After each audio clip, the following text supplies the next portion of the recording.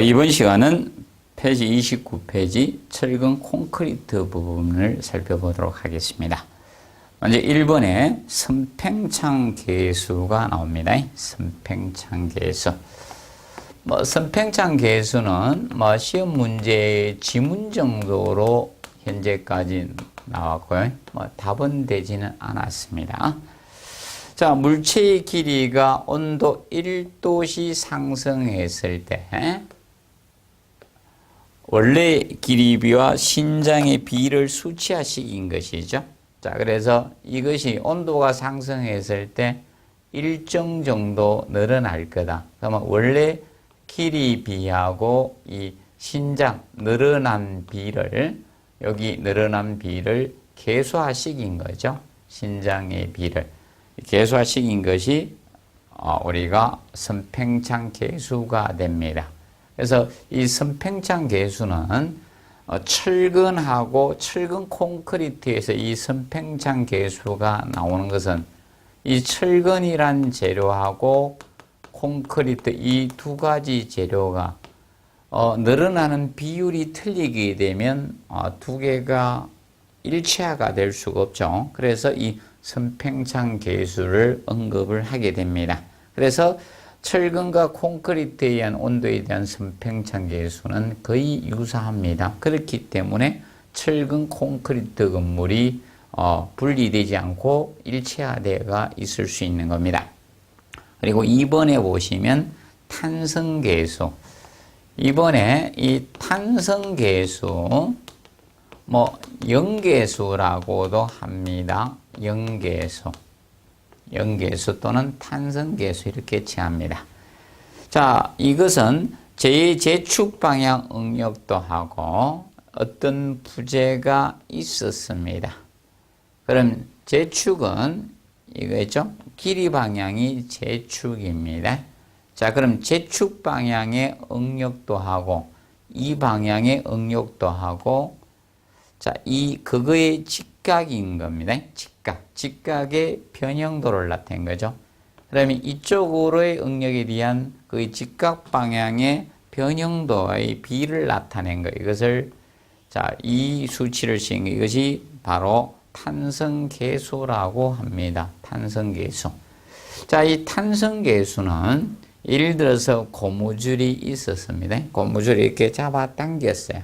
그러면 그 고무줄 내부에 제축 길이 방향의 응력이 생기겠죠. 그거에 대한 직각 방향의 변형도의 비를 나타낸 것을 탄성계수라고 칭합니다. 그래서 3번에 그러면 철근의 탄성계수하고 콘크리트의 탄성계수의 비를 나타낸 것을 3번의 탄성계수비라고 칭하고요. 이때 이 탄성계수는 철근하고 콘크리트가 같을 수가 없습니다. 그래서 철근의 탄성계수가 크게 됩니다. 철근이 콘크리트보다 큽니다. 선팽창 계수는 거의 같지만 탄성계수는 차이가 있다는 점 알아두시면 되겠습니다. 자, 그리고 4번에 보시면 라멘 구조, 틀 모양의 구조 이렇게 나죠. 자, 4번에 이 라멘 구조.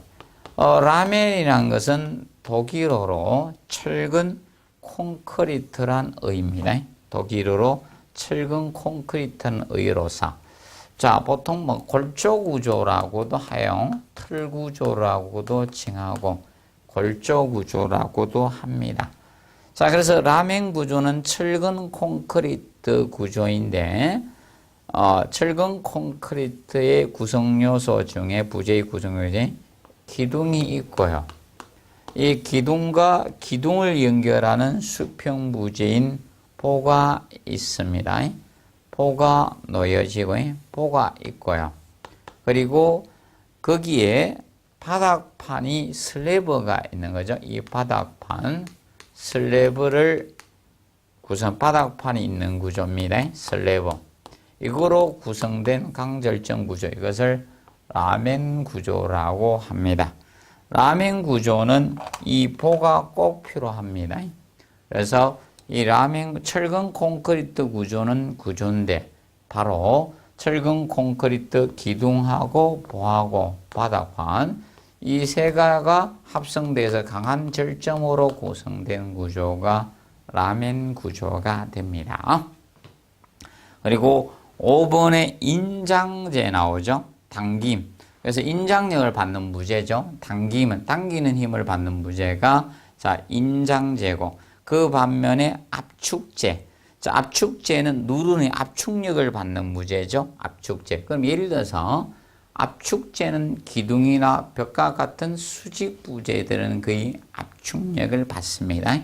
그리고 수평 부재인 자, 이런 포와 바닥판은 힘 모멘트를 받기 때문에 인장력도 받게 됩니다. 그러면 이 경사제는 힘이 어떻게 작용되느냐에 따라서 압축력을 받을 수도 있고 인장력을 받을 수도 있습니다. 그 부분은. 자, 그리고 3번 나오죠. 힘제, 힘 모멘트를 받는 부재가 힘제가 됩니다. 휘어지는 움직임, 모멘트를 받는 것이 힘제죠. 그러면 수평 부재는 힘제에 속한다라고 보시면 되겠습니다. 힘제. 그러면 보나 바닥판 같은 것은 수평 부재죠. 힘제에 해당이 됩니다. 그리고 8번에 보시면 부착력. 자, 이 부착력 개념은 이 부착력은 자, 철근과 콘크리트가 자, 이 꽉 부착이 돼서 철근이 뽑히지 미끄리지 않도록 하게 하는 작용이 바로 부착력이죠. 그래서 두 가지 어떤 부착력이 필요하기 위해서는 사실 콘크리트의 점착력도 있어야 되겠지만 철근의 표면 형상 이런 거에 따라 부착력이 차이가 발생이 되겠죠. 부착력 개념은 거기 보시면 뭐 2번 개념 가지고 한번 출제가 되었었습니다. 그래서 콘크리트 압축 강도가 부착력에 영향을 줍니다. 자, 철근을 콘크리트가 감쌉니다. 그러면 감싸는데 많이 꽉 감쌀수록 부착력은 좋아지겠죠. 꽉 잡아줄수록. 그래서 콘크리트 압축 강도가 영향을 줄 수밖에 없습니다. 자, 콘크리트 압축 강도가 크다는 것은 콘크리트가 밀실하다는 거거든요. 밀실해야지 철근을 꽉 잡아줄 수 있겠죠. 그래서 부착력이 커집니다.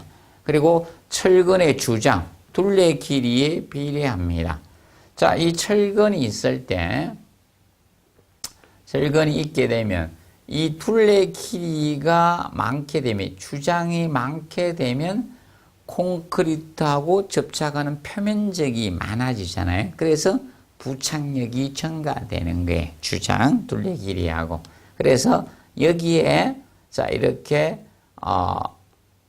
리버나 이런 이형철근의 경우는 이렇게 보시면 여기에 뭔가 하면 리버나 마디 같은 게 이렇게 생기잖아요. 이런 식으로 해서. 그래서 여기에 이렇게 마디가 이렇게 있거든요. 철근에. 이렇게 되면 이런 식으로 마디나 리버가 이렇게 있기 때문에 철근과에 부착하는 이 둘레 길이가 많아지거든요. 그래서 부착력이 좋아집니다. 그래서 그 3번에 보면 기억해 보시면 원형철근보다 이형철근이 더 크다 나오죠. 원형철근은 라운드 바 일반적이 동일하죠. 동그란데 이형철근의 경우는 이런 리버나 마디가 있기 때문에 자, 표면적이 많아질 수밖에 없죠. 그래서 이형철근이 부착력이 좋습니다. 자, 그리고 9번에 보면 인장철근 나옵니다. 자, 인장철근, 보통 인장측에 배치된 주철근은 인장측, 이것이 인장력을 부담하는 철근이다. 이렇게 보면 되겠죠. 인장철근. 그래서 인장철근은 인장력을 우리가 분담하는 철근이에요. 그 반대의 개념, 압축력을 우리가 담당하면 압축철근이라고 보시면 되고요. 인장철근, 압축철근. 기본 철근 콘크리트의 기본 원리는 인장은 철근이 부담하고 콘크리트가 압축력을 부담하도록 설계하는 게 가장 기본 원리이지만 실제적으로 압축 철근도 좀 넣어주고 있습니다. 자, 이 콘크리트는 크리퍼, 소성 변형, 장기 처짐이 발생합니다.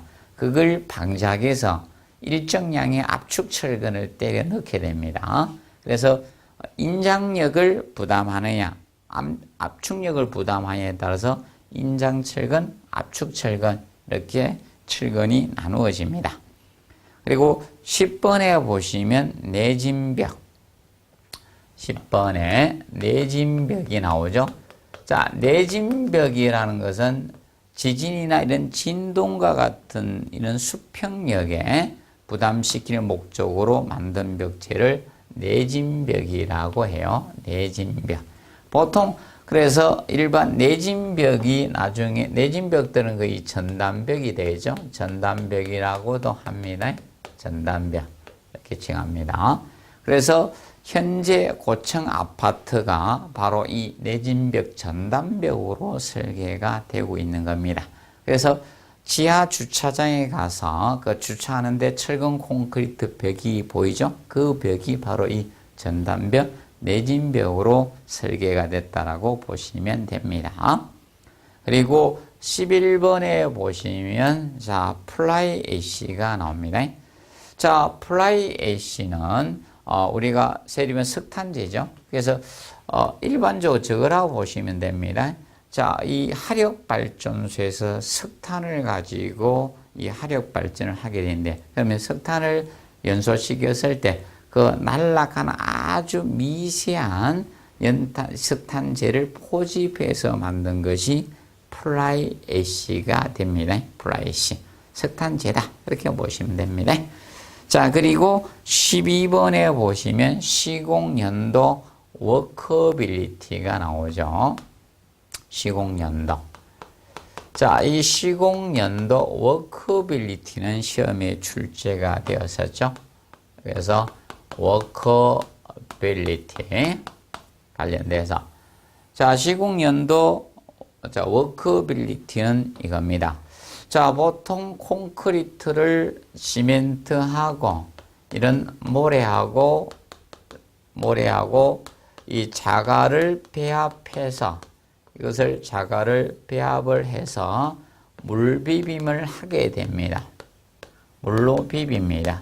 그랬을 때 그러면 유동성 있는 콘크리트가 이런 배합비나 물의 양이라든지 기후 상황이나 뭐 등등 여러 가지에 의해서 바로 콘크리트를 타설했을 때 작업의 난이도를 나타내는 자, 이 콘크리트의 자, 이 묽은 정도, 이 성질을 우리가 보통 시공연도 워커빌리티라고 합니다. 작업의 용이성을 나타내는 우리가 콘크리트의 묽은 정도를 우리가 반죽질기를 워커빌리티 시공연도라 해요. 그러면 시공연도 워커빌리티가 좋다는 것은 자, 콘크리트가 타설했을 때 잘 들어간다는 것이고, 시공연도가 나쁘다는 것은 콘크리트 탓에 잘 들어가지 않는다는 것을 의미합니다.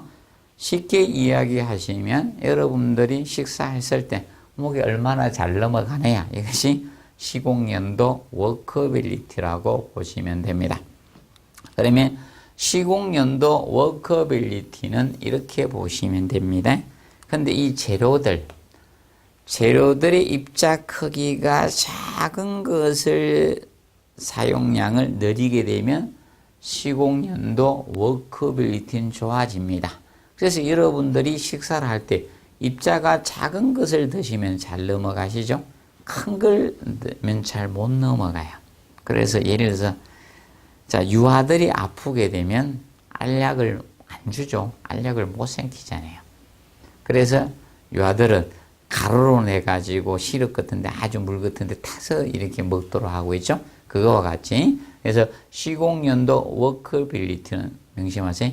그 재료의 입자 크기가 작으면 작은 것의 사용량을 늘리게 되면 시공연도는 좋아집니다. 그런데 재료가 큰 것을 사용량을 늘리면 시공연도는 나빠진다. 이렇게 보시면 되겠습니다. 그래서 시공연도 워크빌드는 종합적 측면에서 이 콘크리트의 작업에 관한 시공에 관한 물기를 나타낸 것이 시공연도 워크빌디라고 보시면 되겠습니다. 그러면 봐두시고, 그리고 15번에 콘크리트의 블리딩과 레이턴스 개념이 나옵니다. 15번. 번호가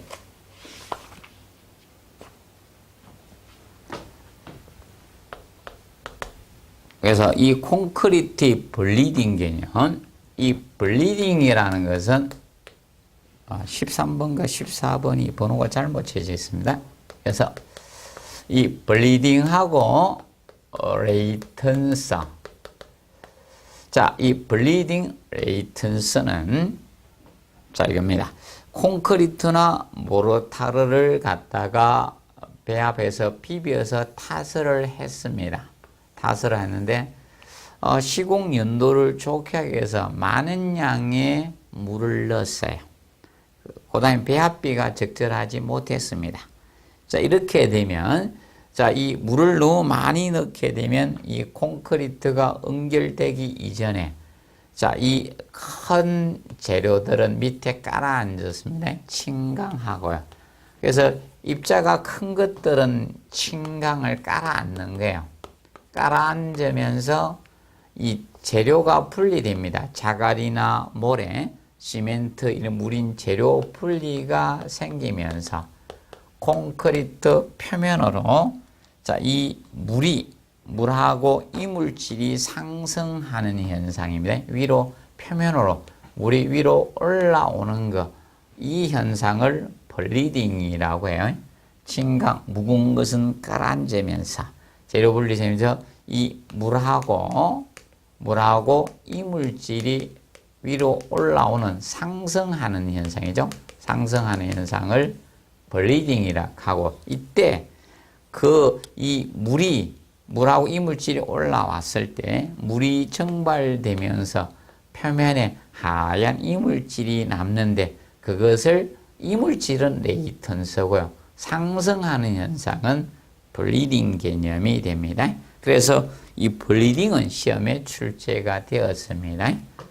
그래서 이 용어가 찾는 형태가 출제가 되었고요.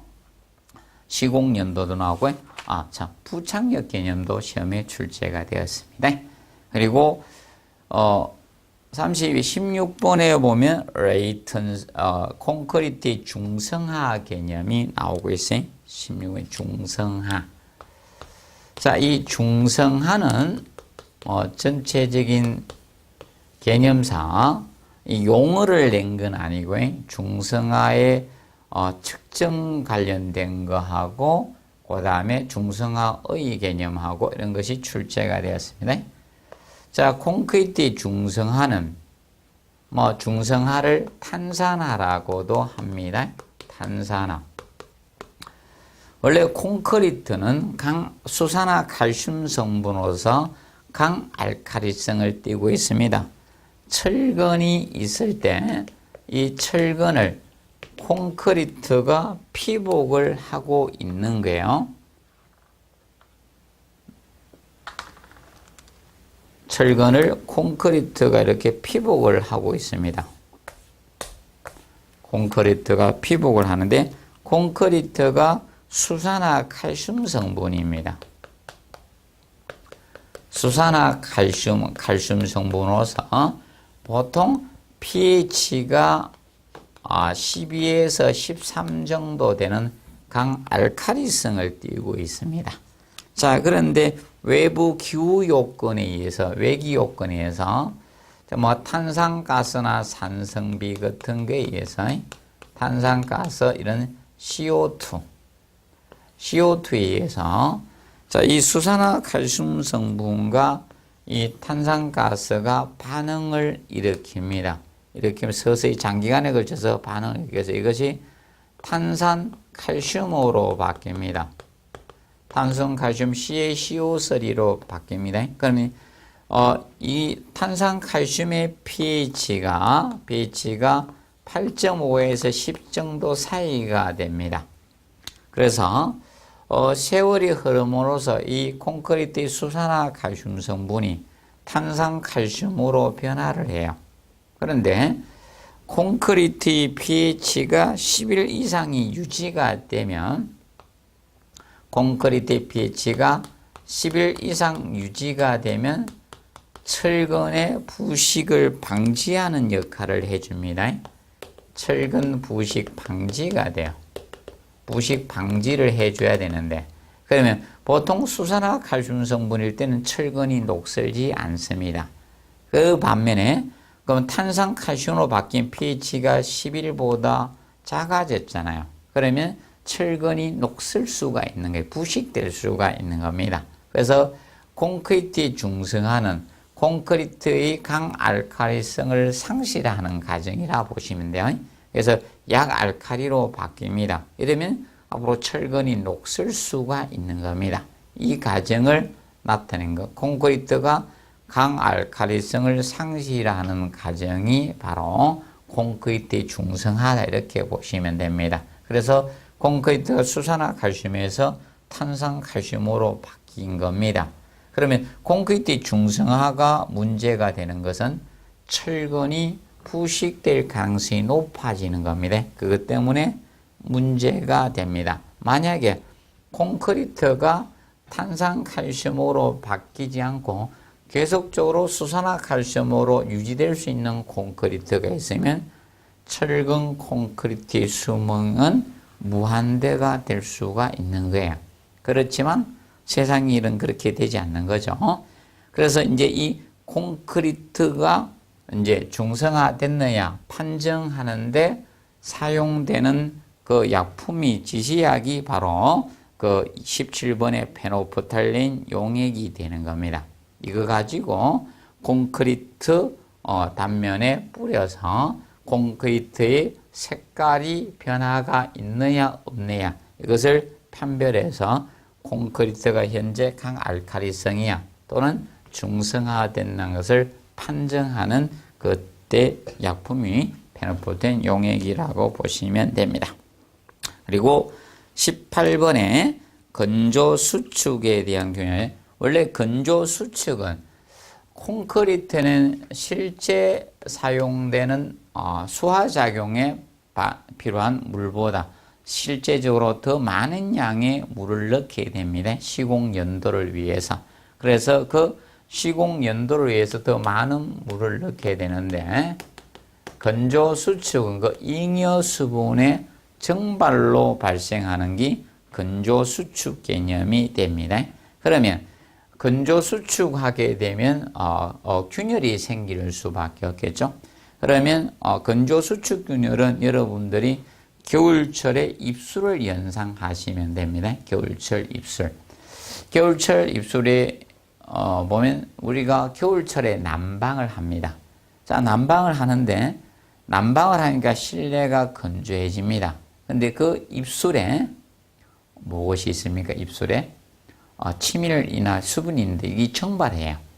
건조하니까. 그래서 증발되면서 입술이 건조 수축을 하니까 입술에 균열이 가죠. 그것이 건조 수축 균열이라고 보시면 돼요. 그러면 콘크리트 탓을 했을 때 실제 수화 반응에 필요한 물보다 많은 양의 물이 들어갑니다. 그 물이 증발되면서 건조하면서 수축하게 되겠죠. 그래서 건조 수축 균열이 발생하는 겁니다. 그래서 건조 수축과 관련된 것도 시험이 이미 2번을 냈습니다. 자, 건조 수축은 물을 많이 넣기 때문에 건조 수축이 많이 이루어져요. 그래서 쉽게 여러분들 이렇게 보면 아까 그 재료의 입자 크기가 작은 재료의 사용량을 많이 넣게 되면 시공연도 워커빌리티가 좋아진다 했죠. 이거로 건조 수축도 증가합니다. 같이 가게 됩니다. 그래서 항상 일반적으로 시공연도하고 기본적으로 이 건조 수축은 같이 다닌다라고 보시면 됩니다. 그리고 19번에 프리스테이스 콘크리트. 프리스테이스 콘크리트도 시험에 2번은 나왔습니다. 19번. 자, 프리스테이스 콘크리트는 미리 인자 응력이 생기는 부재에다가 자, 압축의 프리스를 주어서 그 인장 강도를 증가시키는 방법의 콘크리트입니다. 쉽게 이겁니다. 자, 이런 수평 부재가 있다. 여기 수평 부재가 이렇게 있었습니다. 여기다 얹었어요. 뭘 얹어? 여기에 하중을 가하게 되면 이것이 휠 수밖에 없겠죠. 이렇게 휘어요. 그럼 밑에 인장력을 받을 수밖에 없다는 겁니다. 그러면 미리 압축의 스트레스를 가해서 인장 강도를 증가시키는 방법이 자, 프리 스트레스 콘크리트가 됩니다. 그래서 교량 같은 데 많이 씁니다. 이 원리입니다. 자, 이 두 부재에는 제가 본드를 부착하지도 않았습니다. 약간의 압축력을 주니까 안 떨어지는 거예요. 그래서 압축의 응력을 미리 스트레스를 주면 힘 강도가 증가된다는 겁니다. 인장 강도. 그것을 프리스트레스 콘크리트라고 칭합니다. 그리고 20번에 보시면 그 푸집이 나오죠. 자, 그 푸집. 자, 콘크리트는 물로 비볐기 때문에 유동성이 있겠죠. 유동성이 있습니다. 그래서 이것을 원하는 형태로 만들기 위해서 일종 형틀이 그 푸집이죠. 그 푸집. 그리고 21번에 보면 처갑이죠. 그럼 그 푸집이 있으면 여기에 콘크리트를 부어 넣잖아요. 콘크리트를 부어 넣고 이 그 푸집이 있을 때 그러면 이 굳지 않은 콘크리트가 되다 보니까 여기 들어가서 측면으로 압력을 가하게 되는 거죠. 이것이 그 부집에 가해지는 측면으로 가해지는 압력이죠. 이것이 처갑입니다. 자, 그러면 처갑은 19회 시험에 이제 처갑이 이제 답이 되었었죠. 처갑이란 것은 자, 쉽게 의원들이 식사를 하게 되면 아랫배가 톡 튀나오죠. 이것이 처갑입니다. 처갑. 측면으로 가해지는 압력이 처갑. 처갑은 가장 기본이 겁니다. 잘 들어가면 처갑은 나오죠. 그래서 여러분이 잘 드시면 배가 나오는 거죠. 잘 못 먹었는데 배가 나오진 않겠죠. 그래서 이 처갑 개념은 측면으로 가해지는 압력을 처갑이라고 합니다. 그러면 콘크리트를 막 부어 넣었을 때 빨리 부어 넣으면 처갑이 커지는 거죠. 그래서 기본적으로 이겁니다. 우리나라 사람들이 배가 많이 나오는 이유가 많이 드시기 때문에 처갑이 나오겠죠. 그래서 보통 처갑이 많이 나오시는 분들은 이 탄수화물을 많이 드시면 처갑이 많이 나오죠.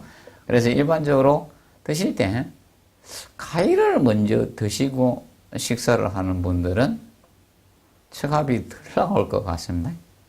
그리고 보통 밥을 드시고 나중에 과일 드시면 처갑이 더 나오죠. 더 많이 먹어요. 보통 과일 같은 걸 먼저 드시고 나서 밥을 드시면 좀 덜 드시는 것 같아요. 뭘 드시고. 그래서 보통 이 처갑과 관련돼서는 19회 때에 한번 언급을 했습니다. 그리고 이제 구체적인 내용은 기본 들어가서 내용을 살펴보도록 일단은 측면으로 가해지는 압력이 처갑이다. 그 정도 알아두시면 되죠. 그리고 22번에는 다시 워커빌리티라고 한 번 더 해놨습니다. 우리가 12번에 시공연도에 대해서 자, 워커빌리티 개념이죠. 워커빌리티. 자, 그리고 23번에 컨시스턴시 때문에 거기 워커빌리티 다시 한번 비교한 거예요. 종합적 측면은 워커빌리티고요. 그러면 재료 배합비든 시멘트 사용량이든 물의 사용량이든 주변의 온습도든 모든 종합적 측면에 나타나는 것이 워커빌리티고, 근데 컨시스턴시, 자, 컨시스턴시는 하나만 우리가 이야기한 거죠. 그래서 수량, 물의 양이죠. 물 숫자입니다. 물의 타소, 물의 양이 많으냐 적으냐에 의해서 우리가 이 콘크리트의 이 반죽 질기를 나타낸 거죠. 유동성 의미를 나타낸 거. 그럼 이거는 수량만 가지고 따진 게 물의 양. 수량. 물의 양이 많으냐 적으냐에 따라서 이 콘크리트의 묽은 정도입니다. 그러면 당연히 물의 양이 많아지면 콘크리트에 묽겠죠. 유동성이 좋아질 거 아닙니까? 그래서 콘크리트가 잘 되겠죠. 그래서 컨시스턴시 모든 종합적 측면을 따진 것이 아니라 수량의 타소, 많으냐 적으냐에 따라서 콘크리트의 묽은 정도 반죽질기가 되는 것이 컨시스턴시라고 보시면 되겠습니다. 그래서 다른 배합비라든지 다른 뭐 기후 조건이나 이런 것은 공기량 이런 것에 대한 고려는 하지 않고 물의 다소에 따른 우리가 반죽질기를 나타낸 것이 컨시스턴시입니다. 그리고 24번에 긴장제 폼 타일. 긴장제 영어로 폼 타일. 이것은 출제가 되었습니다. 폼 타일은. 긴장제는 콘크리트에 부어넣을 때 그 부집이 벌어진 우연히 변형을 방지하고 바깥에 되어주는 거죠. 그 부집이 이렇게 있어요. 안에다가 콘크리트를 갖다 부어 넣어요. 그러면 배부름 현상이 생길 수 있죠. 사람으로 치면 긴장제 폼 타일은 우리가 이제 식사하면 배가 볼록 튀는 게 바지가 터질 수 있죠. 그래서 밖에 허리띠를 딱 두르죠. 그것이 폼 타일이라고 보시면 되겠습니다. 옷을 입을 때 좋은 원피스 이런 게 터질까봐 안에다가 보정 속옷 같은 거 입어서 빡 감싸주죠. 안 튀어나오게. 그런 것들이 폼 타일이라고 보시면 되겠습니다. 그래서 요거는 출제가 되었습니다. 요거 찾는 게 나왔었죠. 근데 한글로 안 내고 영어를 한글로 쓴 걸 보통 잘 내는 방향입니다. 그리고 24번에 격리제, 세퍼레이터죠. 세퍼레이터, 격리제. 자, 격리제는 급부집과 급부집의 간격을 유지하기 위해서 되는 것이 세퍼레이터죠. 그래서 스페이스의 개념은 피복 두께 유지하게 되는 것은 26번. 26번은 지문으로 언급이 되었었습니다. 스페이스는. 그래서 간격제 스페이스하고 세퍼레이터하고 격리제하고. 그래서 얘는 피복 두께 유지하기 위해서 되는 것은 스페이스입니다. 자, 그러면 폼 타이어가 제일 먼저 냈고요. 스페이스 간격제가 지문으로 언급이 됐고요. 그리고 세퍼레이터 격리제. 격리제는 급부집과 급부집의 일정 간격 유지입니다.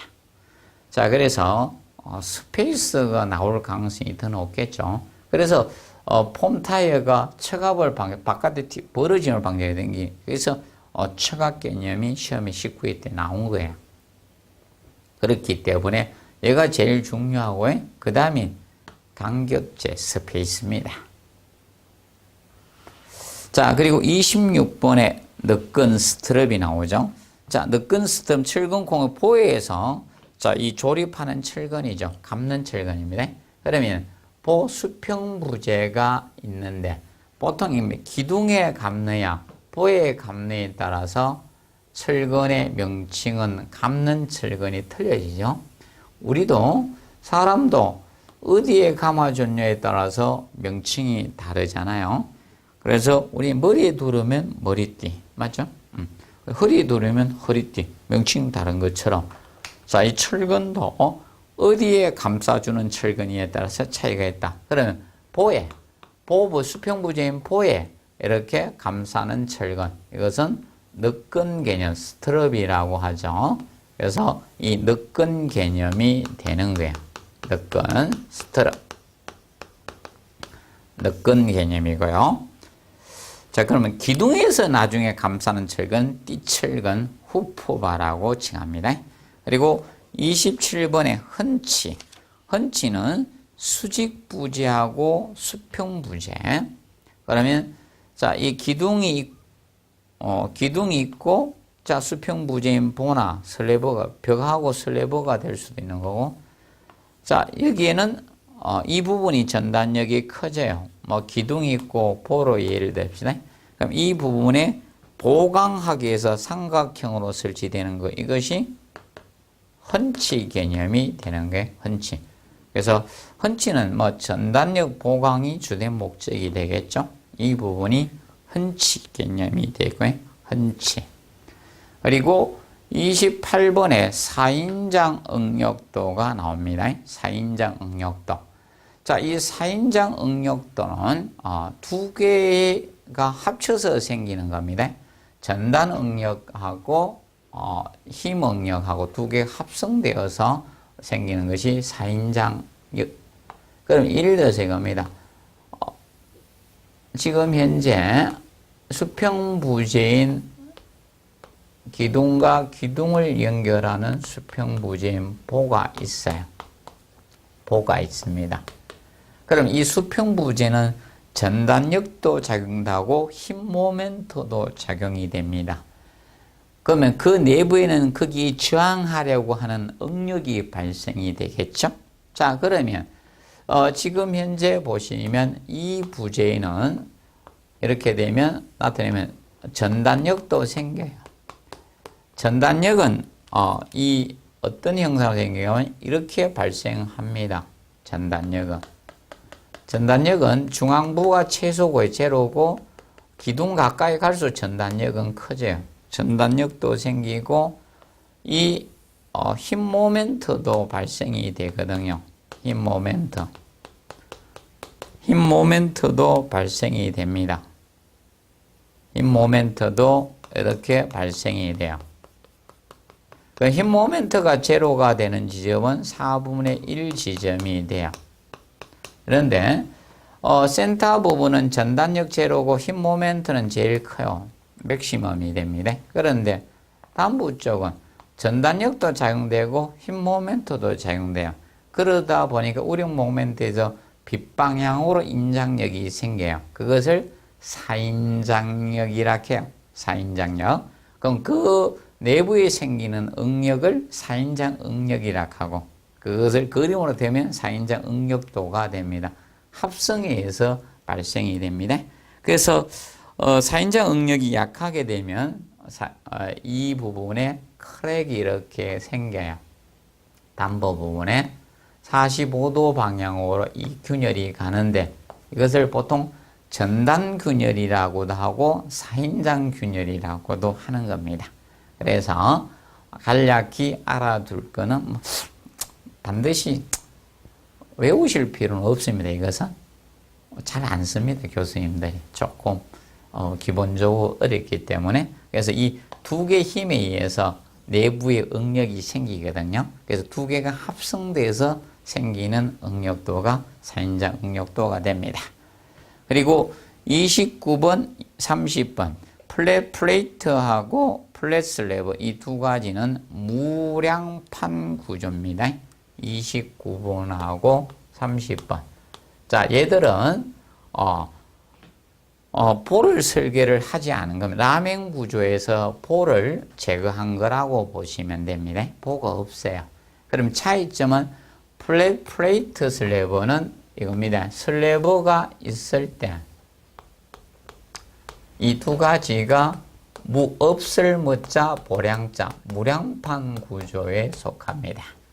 그러면 이 슬래브 바닥판이 있을 때 바로 기둥이 직접 받치게 돼 있는 거예요. 이것이 29번의 플랫 플레이트 슬래브가 됩니다. 30번의 플랫 슬래브의 경우는 이래다 보니까 이 플랫 플레이트가 여기에 뚫리요. 펀칭 전단이잖아요. 펀칭, 뚫림 전단, 뻥 뚫리게 됩니다. 그래서 이걸 방지하기 위해서 이 슬래브하고 기둥에 맞닿는 부분을 보강해 준 겁니다.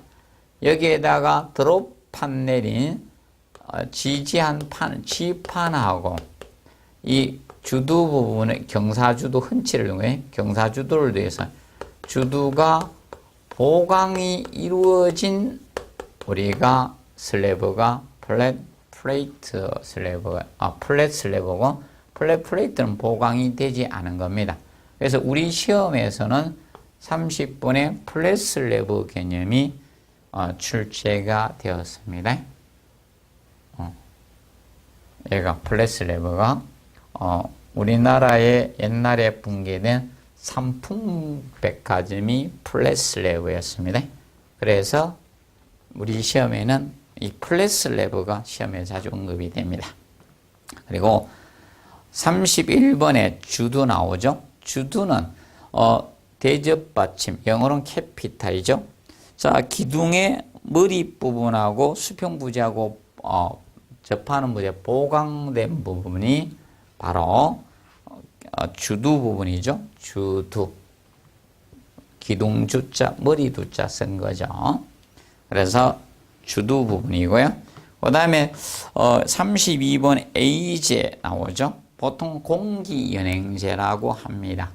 자, 콘크리트에 탓을 할 때 시멘트, 모래, 자갈을 배합해서 물로 비빔합니다. 그 물을 많이 넣게 되면 자, 잉여 수분이 증발되면서 막 균열도 건조 수축에서 균열도 생겨져. 그리고 미실한 콘크리트가 안 되다 보니까 콘크리트 전체적인 강도도 떨어집니다. 그렇다 보니까 물을 적게 사용하면서도 이 시공 연도를 좋게 하는 방법이 없네요. 그래서 이제 약품을 넣게 돼요. 이 A제는 공기연행제로서 콘크리트 비빔 시 넣게 되면 미세한 기포가 발생이 되는 겁니다. 그 미세한 기포가 볼 베어링 작용을 하면서 하다 보니까 이 시공 연도를 좋게, 워커빌리티를 좋게 해줄 수가 있는 겁니다. 공기량을 많게 하다 보니까. 그래서 사용되는 그 약품 중에 하나가 A제, 공기연행제고요. 그리고 33번에 그 감수제 나오죠.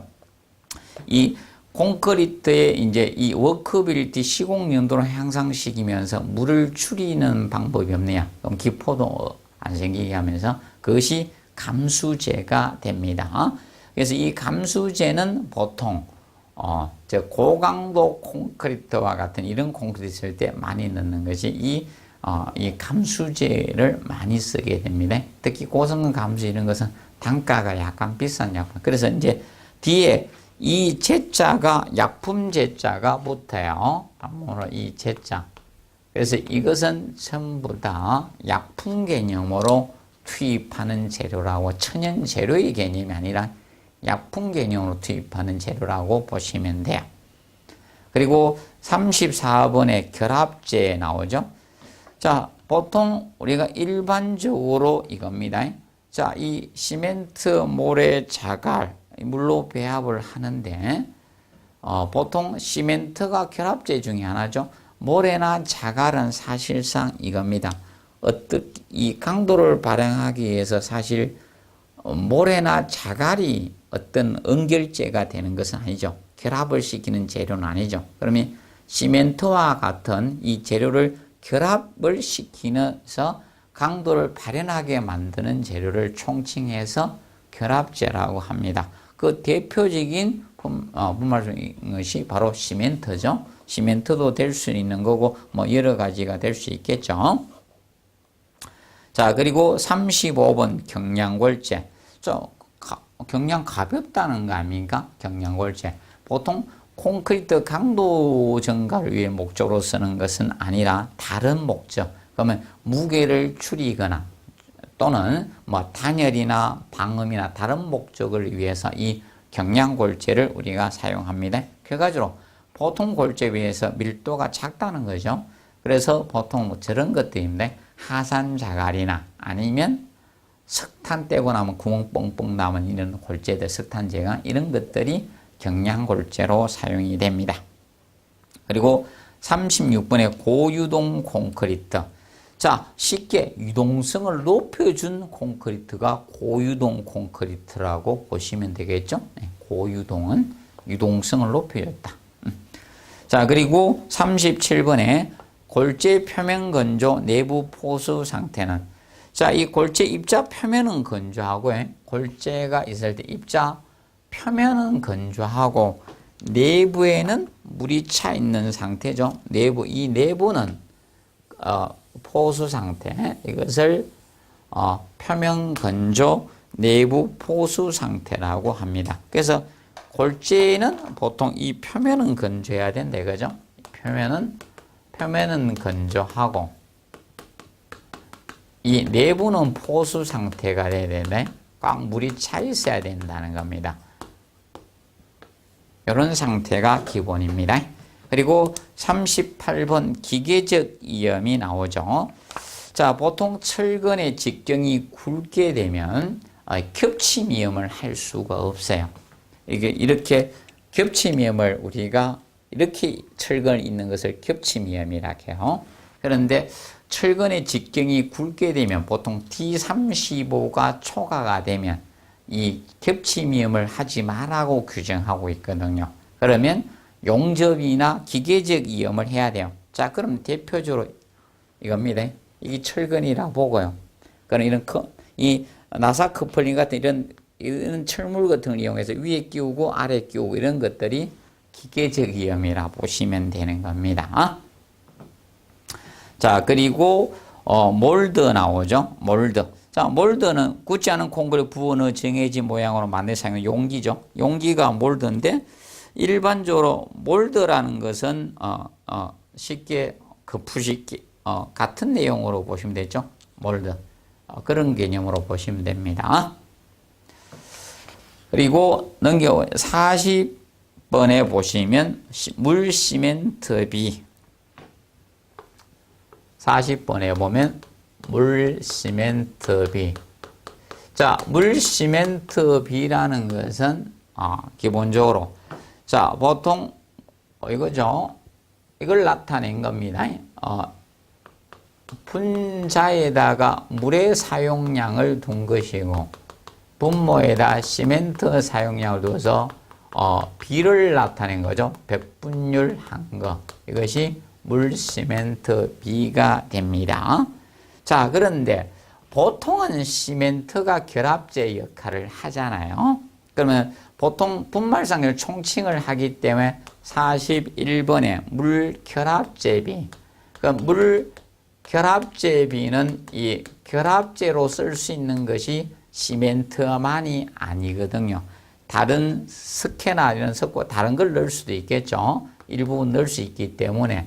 그러면 물의 사용량을 분자에 두는 건 같은데 이때 결합제가 시멘트만 사용되는 것은 아니잖아요. 그래서 결합제 이 사용량에 대한 백분율을 나타낸 것이 이것이 물결합제비입니다. 자, 보통은 시멘트가 그 결합제로 많이 사용이 되죠. 그래서 과거에는 이것만 가지고 다루다가 아니다. 포괄적으로 다른 재료를 약간 더 첨가할 수도 있기 때문에 최근에 시방서에서는 물결합제비라고 쓰는 경우도 있다는 겁니다. 그래서 정리해 두시고 그 다음에 42번에 보시면 이 보양 개념이 나옵니다. 보양. 자, 보양이란 것은 우리가 콘크리트나 모르타를 공사를 했어요. 시공 후에 자기가 유지하는 소정의 품질이 되도록 양생을 해줘야 되죠. 양생하는 거나 아니면 여기에다가 손상되지 않도록 우리가 뭐 덮어주고 이런 것 하는 것을 보양이라 해요. 우리는 사람은 좀 몸이 약해졌을 때 보약을 드시고요. 이 콘크리트는 보양을 하는데 보통 거적이나 이런 걸 덮어 써주고 물을 뿌려주는 것 그런 것들이 보양입니다. 그리고 거기에다가 하중을 안 가하고 이래주는 게 보양입니다. 그래서 예를 들어서 콘크리트 탓을 하고 그 위에다가 막 걸어 다니거나 이러면 안 되겠죠. 그런 것들이 다 보양 개념에 속합니다. 그리고 43번에 설계 기준 강도 나오죠. 자, 보통 구조 계산을 기준으로 하는 콘크리트의 압축 강도가 설계 기준 강도입니다. 그래서 구조 계산에서 그러면 이 건물을 자 튼튼하게 구조물을 튼튼하게 유지해서 구조 계산을 하게 됩니다. 그때 얼마를 기준으로 할 것인지 콘크리트 압축 강도를 정해야 됩니다. 그것을 설계 기준 강도라고 합니다. 보통 일반적으로 저기 건축 구조 일반에서는 소요 강도 이렇게도 칭하는데 보통 설계 기준 강도라 해요. 그러면 보통 콘크리트에서 설계 기준 강도는 콘크리트는 보통 재령 28일 압축 강도로 다룹니다. 재령 28일 압축 강도를 기준을 잡습니다. 부재 제자 나일형입니다. 그래서 그 부재를 만들기 위해서 콘크리트 탓을 했을 거 아닙니까? 그래서 탓을 하고 나서 28일이 지나고 나서 압축 강도를 측정합니다. 4주가. 그래서 이것을 설계 기준의 기준으로 잡고 있습니다. 그리고 44번에 슬럼프 개념이 나와요. 아직 굳지 않은 콘크리트의 반죽 질기를 나타내는 지표입니다. 그래서 수치화식인 거죠. 시험이 슬럼프 시험이고요. 자, 그래서 이 슬럼프라는 것은 사실 이겁니다. 콘크리트의 시공연도, 유동성을 측정하기 위해서 이 슬럼프 이 콘 몰드 가지고 보통 위에는 지름 10cm고 밑에가 지름 20cm가 돼요. 원추형 몰드 가지고 이 슬럼프 콘이라 하는데 슬럼프 콘인데 자, 여기에다가 손잡이가 달렸거든요. 콘크리트를 3에 나누어서 다져 붓습니다. 다져 부어 가지고 이걸 수직으로 들어 올립니다. 그럼 콘크리트가 이렇게 흘러내려요. 그럼 이때 여기에서 얼마까지 흘러내렸냐 이 값을 측정합니다. 몇 cm? 이것이 슬럼프 값이에요. 또는 7하고 우리가 이야기하는 게 슬럼프입니다. 그래서 콘크리트의 유동성을 나타낸 지표 값입니다. 이것을 슬럼프라고 합니다. 그런데 45번에 슬럼프 폴로가 나오죠. 자, 이 슬럼프 폴로는 일반적으로 이겁니다. 얘는 위에서 얼마나 흘러내렸는가 측정하는 것은 슬럼프 또는 슬럼프 값 이렇게 칭해요. 그런데 고유동성 콘크리트일 때는 자, 이 직경을 가지고 측정해요. 이렇게 퍼졌을 거 아닙니까? 퍼졌을 때 이 직경으로 측정하는 거예요. 직경. 얼마나 많이 퍼졌느냐. 이 직경 가지고. 이 직경을 가지고 측정하는 것은 슬럼프 폴로고요. 슬럼프 폴로. 그래서, 슬럼프 또는 슬럼프 값이라는 것은 얼마나 흘러내렸느냐를 보통 콘크리트는 슬럼프로 나타내요. 슬럼프 값 또는 슬럼프 이렇게 나타내고 고유동성 콘크리트일 때는 슬럼프 플로로 우리가 나타내게 됩니다. 그리고 46번 유동하재. 자, 유동하재라는 것은 자, 콘크리트 배합을 했어요. 그런데 물을 적게 쓰면 우리가 콘크리트 시공 연도 워크빌리티가 좋지 않습니다. 그렇다 보니까 일반적으로 유동성을 좋게 하기 위해서 넣는 약품을 투입해 혼화제를 투입합니다. 그것이 유동성을 좋게 넣어준 약품이 유동화제입니다. 유동화제. 자, 유동화제는 쉽게 이렇게 보시면 됩니다. 콘크리트의 결합제 성분인 이 시멘트가 점착력이 있잖아요. 끈적거리잖아요. 근데 이것을 일정 시간 없게 만들어주는 거예요. 그럼 콘크리트 탓을 시 이 약품을 넣으면 시멘트의 접착력이 없으면요, 잘 들어가겠죠. 근데 일정 시간이 지나면 이 유동화제는 날아가요. 그래서 시멘트의 원래 성질을 회복해서 이제 연결 경화가 생기면서 콘크리트 강도가 생기게 해줍니다. 그걸 유동화제라고 해요. 그럼 이제 유동화제를 넣어준 콘크리트가 유동화 콘크리트가 나중에 됩니다. 그리고 46번에 최소 피복. 피복이라는 것은 피복 두께는 사실 이겁니다. 자, 철근을 콘크리트가 감싸고 있죠. 피복을 하고 있는데 그래서 콘크리트 표면에서 철근 표면에서 콘크리트 표면까지 최단거리가 바로 피복 두께가 됩니다. 철근을 콘크리트 얼마나 피복을 해줬냐 이겁니다.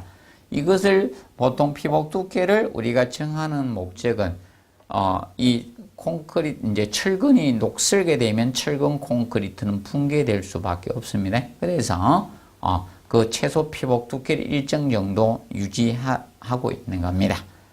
그리고 봐두시고 프리스테이스 콘크리트는 앞에서 미리 간략히 했었죠. 프리스테이스 콘크리트 밑에 프리텐션하고 포스텐션을 하기 위해서 다시 프리스테이스 콘크리트를 언급을 했습니다. 미리 프리스테이스 콘크리트는 인장력이 생기는 부재, 미리 압축에 비해서 그 인장 강도를 증가시킨 콘크리트라고 했죠. 그런데 48번에 프리텐션이 있고 포스텐션 두 가지가 있습니다. 인장력을 가하고 콘크리트를 탓을 해줬느냐, 콘크리트를 굳은 후에 나중에 그 철근에 인장력을 가했느냐, 거기에 따라서 프리텐션, 포스텐션 이렇게 나눠집니다. 그러면 프리텐션은 인장력을 가한 후에 콘크리트를 탓을 하는 경우입니다. 그래서 기본적으로 이것은 부재가 클 때 쓰는 것은 아니에요. 부재가 규모가 적을 때 많이 쓰는 게 프리텐션이고, 포스텐션은 교량과 같이 토목공들은 규모가 커질 때는 포스텐션 형태를 많이 쓴다라고 보시면 됩니다. 그리고 50번에 보시면 혼화 재료가 나오는데, 혼화 재료는 보통 기본적인 재료 이외의 추가 재료, 콘크리트는 시멘트, 모래, 자갈을 배합해서 물로 배합하죠. 그런데 콘크리트의 성질을 변형시켜 주기, 성질 개선을 위해서 추가적으로 넣어주는 재료가 혼화 재료가 됩니다. 다른 목적을 위해서 넣어주는 재료가 혼화 재료인데, 혼화 재료는 여러 가지 목적이 있죠. 시공연도를 좋게 해주는 목적도 있을 거고, 겨울철에 잘 얼지 않게 할 수도 있는 것도 있을 거고, 여러 가지 목적을 가집니다. 그런데 이 혼화 재료에는 두 가지가 사용이 돼요.